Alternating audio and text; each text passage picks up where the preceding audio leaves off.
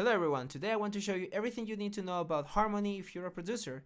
It sounds difficult and maybe you're afraid, but you actually need a little bit of theory, but I'm going to show you some hack and tricks that you can actually do. And trust me, this is not going to be something that you have to, study a lot. It's going to be some easy stuff because you don't want to be this guy. You don't really need theory. Fuck all that shit. Okay, now I do pattern. I go set. Okay, I think you need theory. I'm going to show you how to make chords like this. I'm going to break it out for you a little bit. I'm not the expert of chords, but I can actually use all the information that we have in this video to understand this type of chords, how to do them, and maybe have a resolution for them. First of all, I want to show you two things. You need to learn about intervals and scales. Intervals, pretty easy, it's just the distance between one note and the other. So this is an interval, this is an interval, this is an interval, this is an interval. And we count intervals by semitones. This is the closest distance between one note and the other.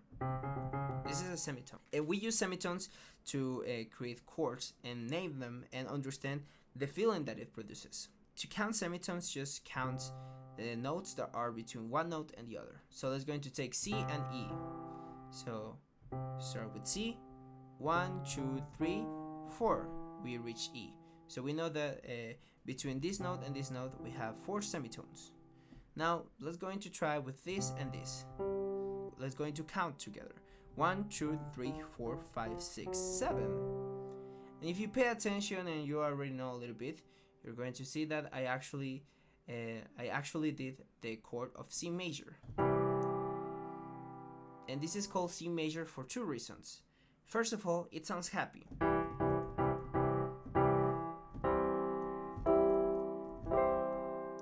Pretty happy chord. And the second is because of the distance. Music is kind of complicated at times when it comes to naming things.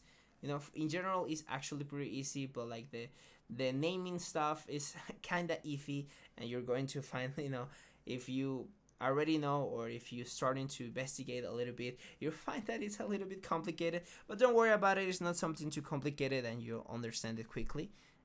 It takes some time, but you'll be there. Don't worry. So let's go into C. So this is called a major third. You can see on the left part of the video. This is a major third. And it is called like this because if we count the distance, this and this is actually a second, and it's minor because it sounds sad, or you can call it like that. But this is the distance between one note and the other. The next one actually is going to still be a second, but this is going to be the major. And if we go up another semitone, we're going to find the third, but it's the minor because it sounds sad, or is the closest one. And the next one is going to be a third, but it's going to be major because it sounds happy. If we continue like this, we're going to understand a little bit intervals. So you share the distance plus the emotion, but this doesn't apply to these three notes over here, because if we take C and we go with the fourth, we don't have like a minor or major fourth. We only have like a perfect fourth, which is actually a distance of 5 semitones. 1, 2, 3, 4, 5. A perfect fourth. The next one, it will be a diminished or tritone, because it's unstable. This is like it's a lot of tension. The next one is going to be the perfect fifth. It doesn't have a minor nor major part. It's just perfect. That's why it's called perfect, because it's not minor, not major, as well as the fourth. It's a perfect fifth. It's a distance of 7 semitones. 1, 2, 3, 4, 5, 6, 7. And then from the fifth we go to the sixth. The minor, 6th major, 7th minor, 7th major. And we go back to the loop. This is an octave. So now you know that the semitones and stuff, and you now understand why some chords are major and minor, and you can know that not by counting intervals, but just by listening to it. As you know, if it's major, happy. If it's sad, minor. Pretty easy stuff. So I'm going to give you a test to see if you understand. If not, please rewatch the video because this is going to be really important. Now, tell me, what is the distance between this note and this note? If you say 9, you will be correct. 1, 2, 3, 4, 5, 6, 7, 8, 9. 9 semitones. Now, tell me the distance between this note and this note. If you say 15 semitones, you will be correct. But at the end of the day, this is still a minor third. Right? Even though if you're over here, this is going to be still a minor third. Because we look back to here. This is again the number 1. And now, this is a test if you understand chords and the feeling that it produces. So tell me, is this major or minor?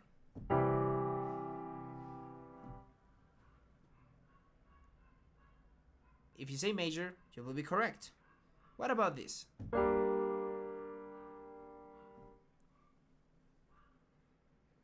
If you say minor, you will be correct. Now you know everything you need to know to understand a little bit more about harmony, chord progressions, and how to make good sounds. Now, you need to know one more little thing, and that's going to be scales. And scales are basically a succession of notes that sounds good. And actually, to create them, we use intervals. You can see here that to create any major scale, you're going to follow the next one. Starting from the root note, your first note, you can choose whatever, you can choose any note. I'm going to choose C major because it's easy to explain, and you'll see why. And starting from here, you're going to add 1, 2 semitones, so you find your second note from the scale. From the second note of the scale, you're going to add another 1, 2 semitones. You just found your third note from the scale. Next is going to be the fourth, and it's going to be a semitone away. Because there is no note between E and F, you know that this is the next note. Then from the fourth, you're going to add 1, 2. You'll find your fifth. You can see here the major third and the perfect fifth. Because this is the scale of C major, the notes of this scale has the C major. Okay. From the fifth, we're going to find a major 7, from the fifth, we're going to find a major 6, so 1, 2. Now we need a major 7, 1, 2, and you can see here we look back to C. So it kind of goes like from a loop from C, D, E, F, G, L, A, B, and C. And we continue like this from here to here. Okay, knowing that, it's really important, and it's really important that you name the notes 1, 2, 3, 4, 5, 6, 7. Because if you saw my easy harmony video, you understand that each note has a function, and when you create chords, you want to go from one chord to another. But don't worry, I'm going to explain this in this video, but not as detailed, I think. But let's give it a try. Before we do that, I want you to show you that you can create any major scale using that. So remember, taking the note, add 1, 2 to find the second, 1, 2 semitones to find the third. To find the fourth, you need to add a semitone. Then to add the perfect fifth, you're going to add 1, 2. Then you're going to add another 1, 2 semitones. Then 1, 2 semitones, and you're finished. Because the next one is going to be a semitone, and you're going to go back to the tonic. And this is the tonic because it's the rest. Is where you finish your song. This is going to be like the finish line, home, rest. Now the second one is going to be minor. This is subdominant. Its role is just basically drive you to the fifth, which is in the scale of F. It's going to be C because this is the perfect fifth. This is the dominant chord. The dominant chord wants to go back to the tonic. So subdominant chords, which are going to be your second, your third, and fourth one, they want you to go to this, to the fifth. And the fifth wants to go to the tonics, either to this or to this. The sixth is a tonic, but you also can count it like a subdominant, so you can go from the sixth to the fifth. And the seventh chord actually is a diminished chord, which is different because if you count the distance between the tonic or the root of the note to the fifth, you'll notice that the distance is 1, 2, 3, 4, 5, 6, not 7, but 6 semitones. And this is a tritone. We talked about it earlier. And if we add a minor third to this, we'll create a diminished chord, which sounds unstable. And this is actually a pretty chord that can help you to make some good tension release.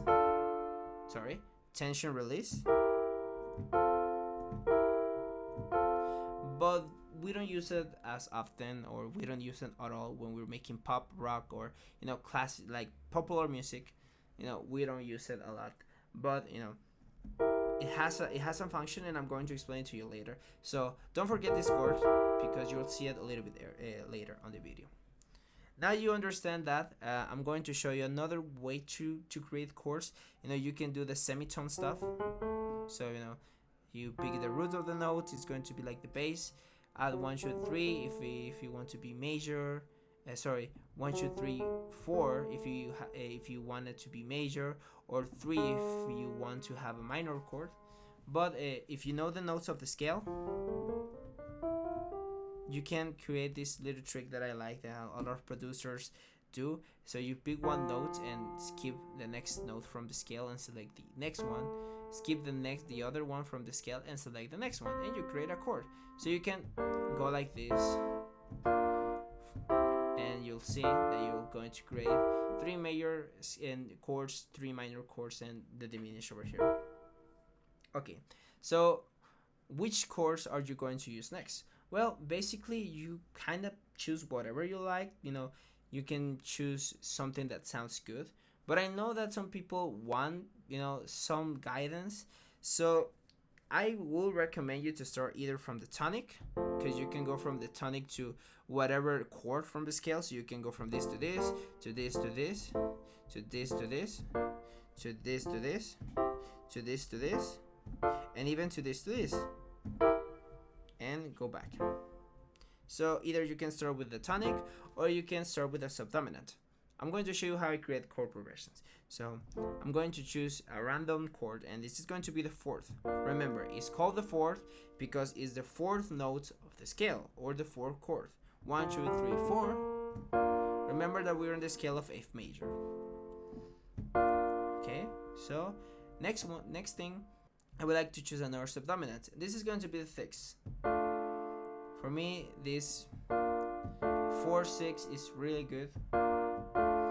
Then you want to go back to the in this situation dominant chord and return to home, which is going to be F in this case. So you have one chord following by another chord followed by the dominant, and go back to home. So we kind of like follow the rules of the chords and the function, and we created a cool chord. But it sounds weird, it sounds bad. And this is why we're jumping around chords. What we need to do is to create voicings. And let me explain what voicings are. So voicings are basically different ways to play a chord, not necessarily the basic way. So if we take C major and we play around with the notes, so instead of playing this C over here, I'm going to play it down here. I'm going to play the third once again in the same place and add the fifth up here.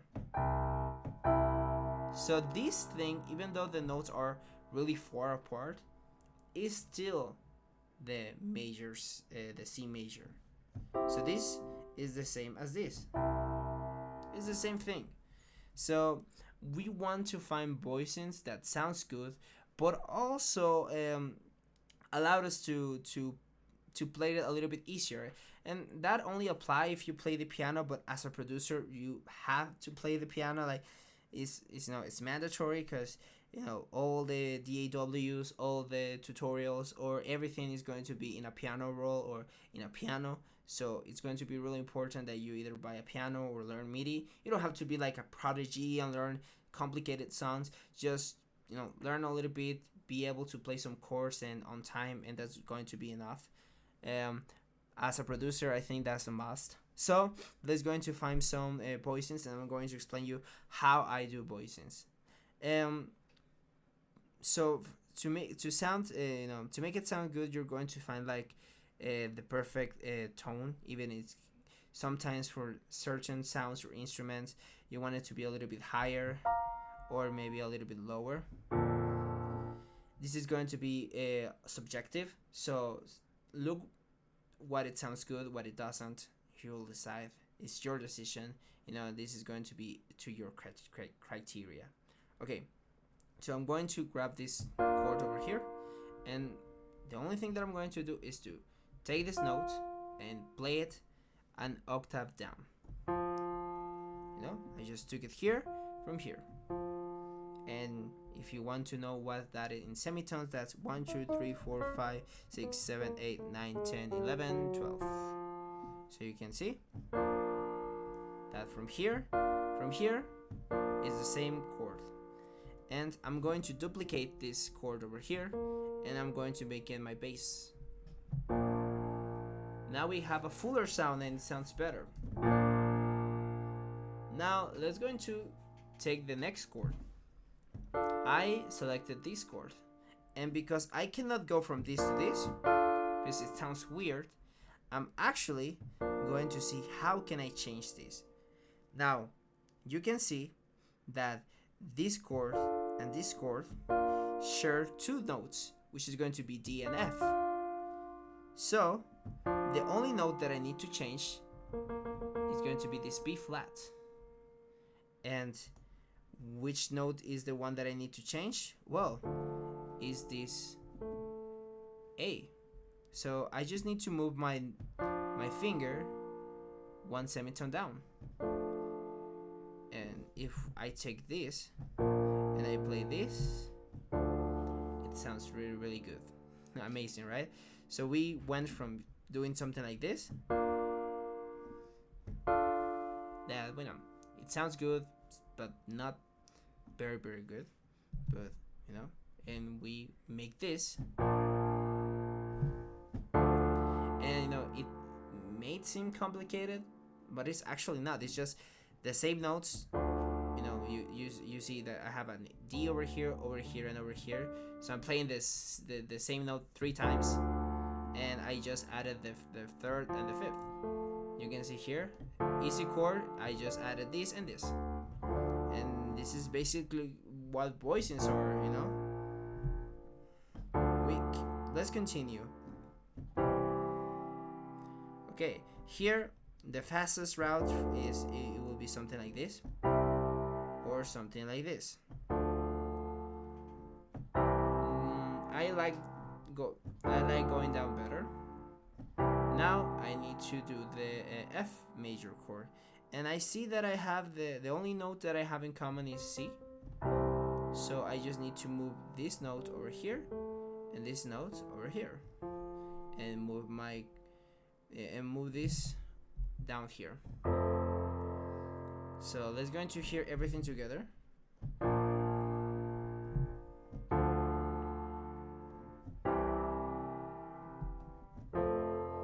Amazing.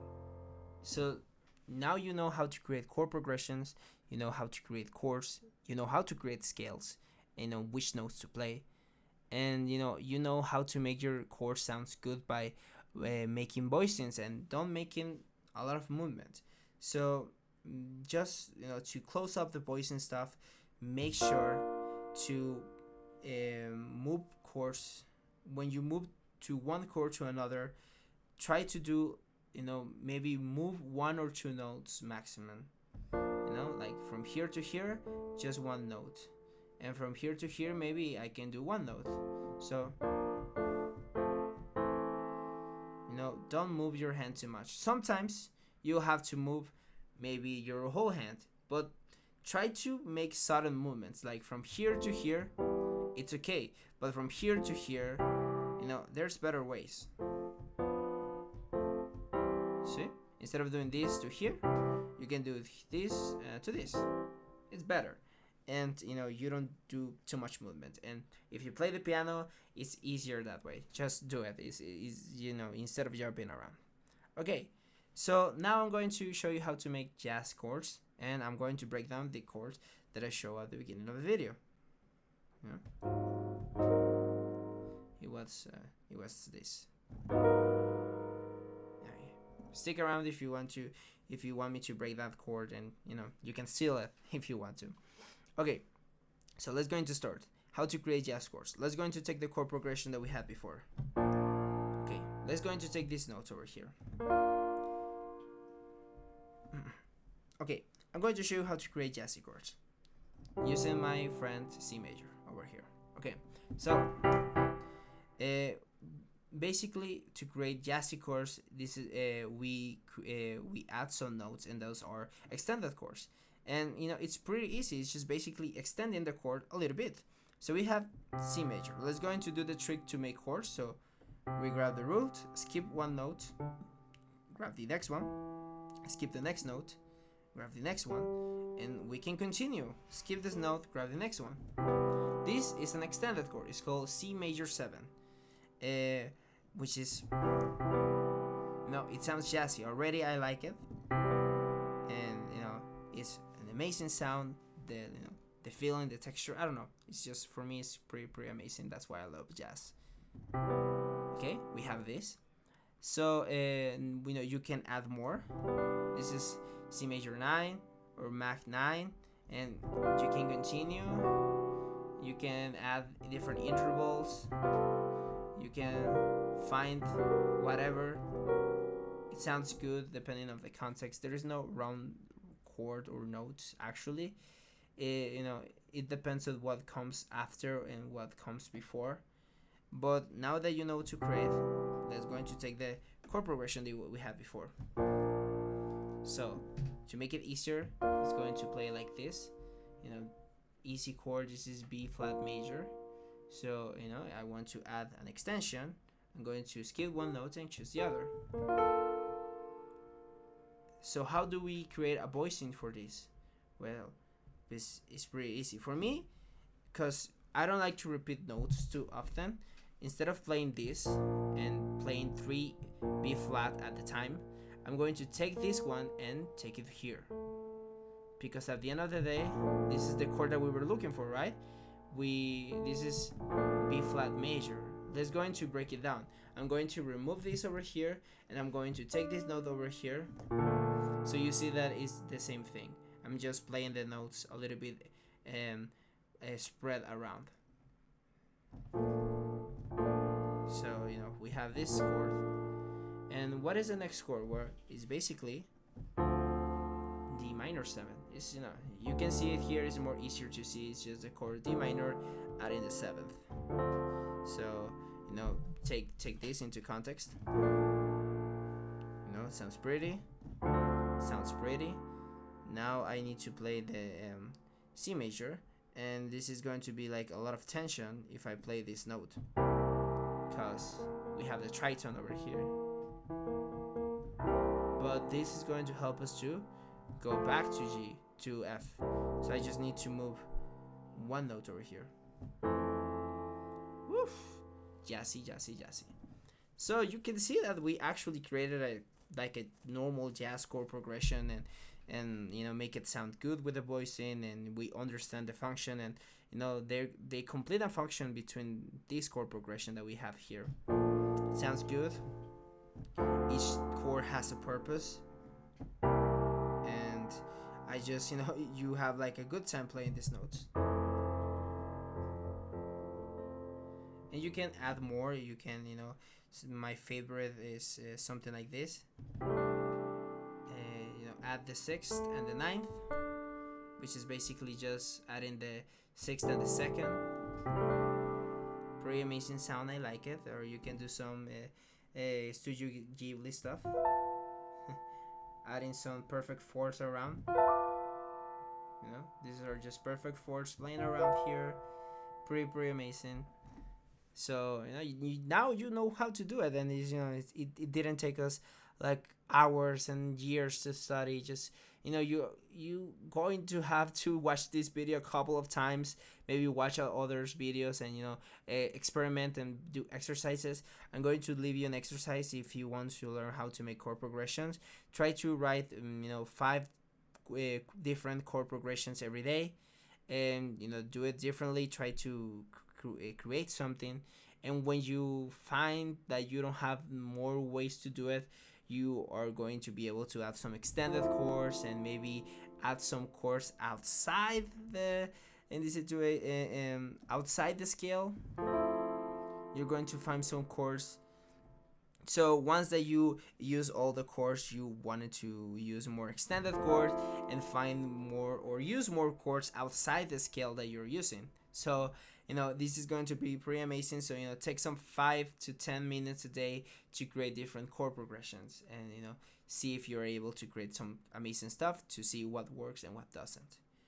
So please subscribe, leave a like. I upload a video every Friday, sometimes Saturday if there's a copyright issue, like in the Kendrick Lamar video. But I going to upload FL Studio stuff, music theory. So what I promise, if you stick around to the end of the video, I'm going to explain you how this chord is made, and how can you maybe create some of this type of chords. And at the beginning it may sound complicated and it'd be a little bit daunting, and you can say, okay, this is complicated, I cannot make this type of chords. And you can create this type of chords. I don't know how this chord is named actually. I cannot tell you like the correct way. If you know, please leave it in the comment. I would really appreciate it. How can you name this chord? But I can show you how to form, and it's actually pretty easy. And it's just a basic minor chord, like playing with some beautiful voicing.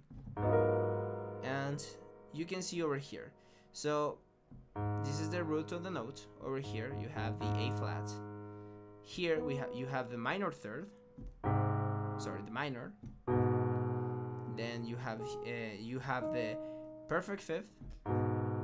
You have the minor 7. Remember intervals. This is the minor 7 because the major is 11. This is 10th. Pay attention to the video and rewatch the interval stuff so you are able to understand this part. So this is easy, like an easy chord, the ones that we did over here. So it's the same. This is the same as this minor 7 chord. Pretty. Now the issue what I found difficult is because I have these chords over here, which is basically if we take it, if we play it, this is like a 9th, but this is actually, I have like a tritone over here, and this is just to create tension. So when you make jazz chords, you can create tensions, and you use the tritone a lot. So I told you to remember the tritone, cause. And now that you have this chord, just play it around differently. Usually you play the root and the 7th with your left hand, and you play the other notes. This is the 3rd, the 5th, the tritone, and the 9th. And because I know this is in the context, this is like the 2nd chord of F sharp, so I can finish this chord and resolve it to this is A sharp major 7. So you can create like a cool chord progression, just 2 chords from this to here, and you can create something jazzy over here, and you can play around and be happy. So please, if you like, please subscribe. this is a different video, but I want you to show you this because I know that music theory could be daunting to some of us.